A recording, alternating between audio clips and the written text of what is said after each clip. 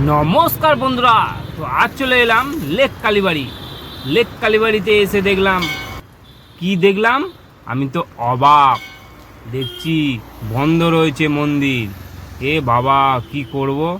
তো একটুখানি এদিক ওদিক করলাম, একজনকে জিজ্ঞাসা করলাম, বলল এক্ষুনি খুলবে, দাঁড়াও। তৎক্ষণাৎ আমি এখান থেকে ডালার দোকানগুলো একটুখানি করে নিলাম ভিডিও, একটুখানি সময় কাটানোর জন্য। এই দেখো, এই হচ্ছে ডালার দোকান, এখান থেকেই নিয়ে মায়ের পুজো দিতে পারবে। এই হচ্ছে মায়ের পুজোর মানে মন্দিরের ঠিক পাশেই রয়েছে গায়েতে এই ডালার দোকানগুলো।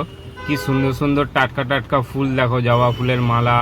এই দেখো জবা ফুলের কি সুন্দর মালা। জবা ফুল খুব সুন্দর, এই ফুলের একদম টাটকা ফুল যাকে বলা হয়। তো চলো, মন্দির খুলে গেছে, চলো তোমাদেরকে দর্শন করাই। এই হচ্ছে মূল মন্দির, এই দেখো লেক কালীবাড়ি। এই হচ্ছে লেক কালীবাড়ির মা। তো সবাই দর্শন করে নাও।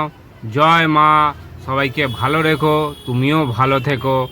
আশা করি সবাই ভালো থাকবে আগামী দিনেও। এই হচ্ছে সেই মা, কি অপূর্ব রূপ দেখো।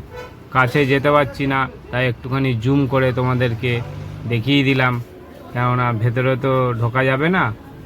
এই হচ্ছে ধাগা, যেই ধাগা এখানে সবাই এসে বাঁধে বা মানত করে। এই হচ্ছে সেই মূল মন্দিরের গেট। এই হচ্ছে সেই কতগুলো ঘন্টা। তো আমি একটুখানি ঘন্টা বাজিয়ে নেব। মা, আমি এসছি, সেই জন্য জানান দিয়ে দেবো। ডং ডং করে বাজিয়ে নিলাম ঘন্টা।